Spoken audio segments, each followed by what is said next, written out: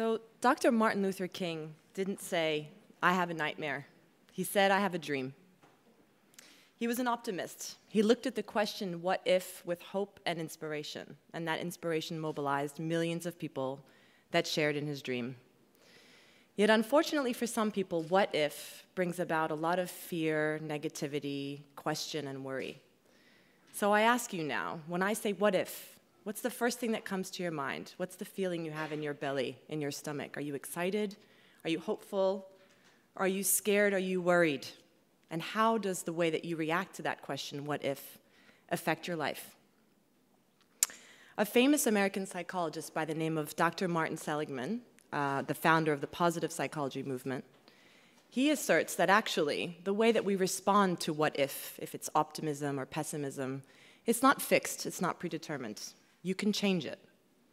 In fact, one of his most famous books, called Learned Optimism, talks about how you can change your mind and thus your life. But there's one factor that determines if you can make that change, and it's basically the degree to which you believe in yourself, the degree to which you believe in how competent you are to change your life. And it's this factor that makes the difference if you can learn to be optimistic. This is also a term used by social scientists. In fact, there's a study in Turkey that shows that 1 out of every 2 people believe that they can make a difference in society. So I sense a correlation here. If you believe you can change yourself, you believe you can change your surroundings. I'm an optimist by nature, and I admit there are times when I lean toward the end of the other continuum of pessimism, but just at times. But I was fascinated by Seligman's work, and I was first introduced to it as a sophomore in college in New York, in the State University of New York at Brockport. The field of psychology is definitely not unfamiliar to me. I have a father who's a psychiatrist and a mother who's a psychologist. They moved to the United States more than 45 years ago, and that's in fact where I was born and raised. So that was always part of my life at home, but I wanted to be a lawyer, and I made that very clear to them. I said, "Dad, you know, you work with patients, it's such a difficult job. I don't want what you have, and I really admire you for doing the work you do, but it's not for me." He said, but why? And I said, I want to do something else. I want to be a lawyer. I believe in justice. But then I learned about Seligman, and that was really what changed things for me. And it's quite interesting because it was this speech I was preparing for that made me connect the dots. I'd long forgotten about Seligman and learned optimism and how much that had affected me. Well, anyway, I discovered Seligman. I decided to pursue the field of psychology. I was intrigued by the idea that we could change our minds and our lives, and I wanted to be someone who could help other people do the same.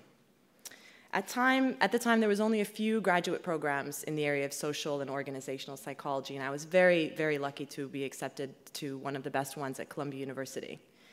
So I studied there for a few years and finished my master's and started applying my knowledge in the private sector. My goal there was basically to help employees feel empowered, to find meaning in their work, and to help workplaces be a bit more human-centered. And so some of you private sector experts will say, oh, she's just explaining HR in a fancy way.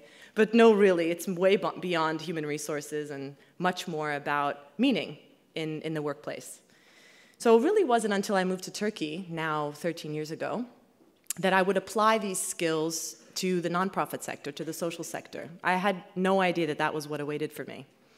In fact, when I made the decision to move, and even today, this morning, there's fellows from the German Marshall Fund that came to visit from the United States. Everyone always asks, you have an accent, you speak English in an American way. Yes, I moved here 13 years ago. Why? I don't know. I don't know. And I really appreciate the woman this morning, because for the first time, she recognized that that was okay. And she said, that's great. That means you don't live your life in such a planned, methodological, step-by-step way. You felt something, you went for it, and look where it's brought you now. So I thank her for being one of the people who doesn't say she must be crazy or she's just not telling us something. Well, anyway, little did I know my journey was about to begin and take me in a very, very different direction. So the year was 1999, and I said, what if? What if? I'll just go. Big deal. If I don't like it, I'll come back. Pretty easy. The earthquake in Marmara had happened just then, and my mother was here, and she was begging me not to come. She said, you have a good job, you have a good life, you're in New York, like, what are you going to do here? And I thought, I don't know. What if? I just have to come. So I came. I was working in the private sector. Interestingly, in about a year after I came, I was asked to join one of Turkey's first e-business incubators. This was 10 or so years ago when the idea of doing business on the internet was wow. And now think of where we are today. And Turkcell and Super Online started this e-business incubator, and my friend was working with them and asked me to join. And that was when I realized, okay, I've come to Turkey to do something different. I'm not going to be working in a consulting firm or in an HR department. I'm going to do something different. I didn't know what it was then, but I knew that it would be something along those lines. So that was my first exposure also to entrepreneurship, and I call them the what-ifers. These are people that think what if all the time, all the time. And I was actually just reading an article in the Stanford Social Innovation Review, which is kind of the Harvard Business Review of our social sector, that says you really need to have a majority creative people on the team. You really only need 1 or 2 detail-oriented people, because the creativity and the innovation is what actually brings it forward. You need 1 or 2 people to do some cross-checking. And I really felt the energy of that creativity, yet unfortunately that institution only lasted a year, because as many of you know, in 2001 there was a major financial crisis and everything ended. I was disappointed. Here I was working in this funky office. We got to design it ourselves. We were all maximum between the ages of 25 and 40. And we were just having a really good time and feeling really excited about what we were doing. So I was a bit disappointed and a bit scared and thought maybe this is the time to just go back to New York. But a few years ago, I started studying Zen meditation. I've become a student of Zen meditation. And I've learned many, many things, but one of the things that always sticks out in me now is that when it's time for you to move on, the universe nudges you, if not pushes you, to move. And it was time for me to move on. So one way or the other, I found myself in the nonprofit sector. I'll skip through all of that.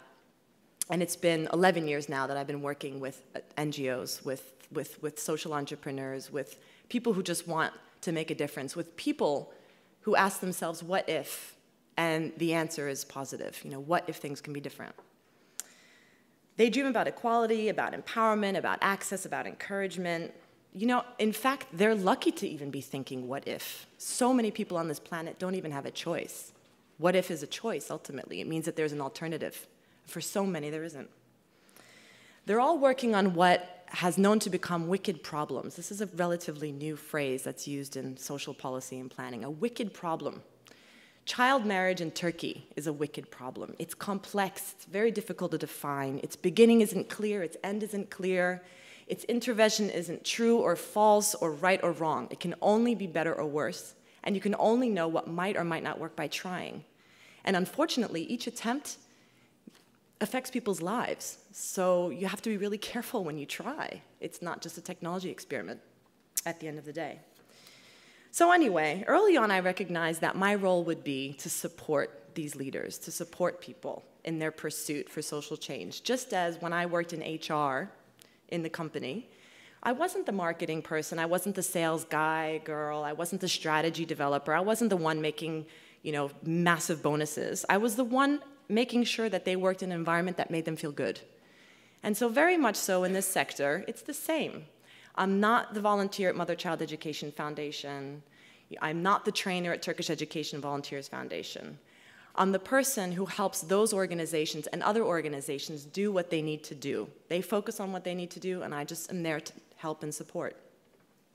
My inspiration is the people, the teachers, the doctors, the nurses, the students, the mothers, the fathers, the lawyers who go above and beyond, or who are certainly maybe just suffering from one of those wicked social problems, to do something about it. And that's my inspiration, is them.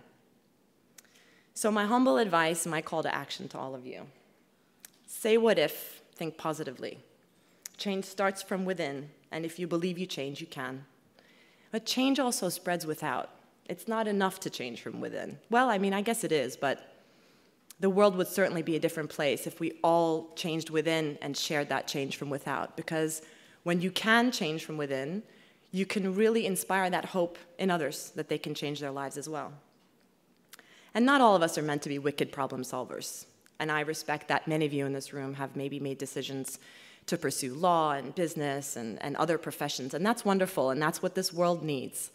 But don't forget that you have the skills, the knowledge, the experience, the education that can be so useful in solving some of these wicked problems. You know, the word innovation is rarely used in our sector because it's expensive. Innovation needs really expensive human capital. It needs technology. It needs investment. And let's be honest, if the social sector had that kind of access, would HIV/AIDS, would malaria, would so many of the world's social ills still be in the situation that they're in now? I'm really not sure. And I certainly know from my own experience in working with NGOs in Turkey that the most they need is not just money to deliver their services, is human capital, is expertise. So if you're a financial wizard, find an NGO that you admire, help them with their budgets. If you are a communications expert, a marketing person, help them communicate their issues. Like, those are the things that these organizations really need, way beyond just the check that anyone's willing to write. So I'm really nearing the end of my remarks, and as you've noticed, I haven't mentioned anything about the job that I do today, and I am not going to, but there's a great audience here, so I just have to make one little announcement, because it's a program that has inspired me hundreds and hundreds times over again. It's a program called Turkish Changemakers, and it's on YouTube, it's on Facebook, it's English subtitles. Watch it. Our tagline for that program is watch, share, and be inspired. And 75 stories of people all over Turkey just doing amazing things. They're 3 or 4 minute videos. I really encourage you to have a look, and then you'll see why actually, for all of its problems, Turkey is an amazing place full of amazing people that say what if for a reason. So thanks for listening to me.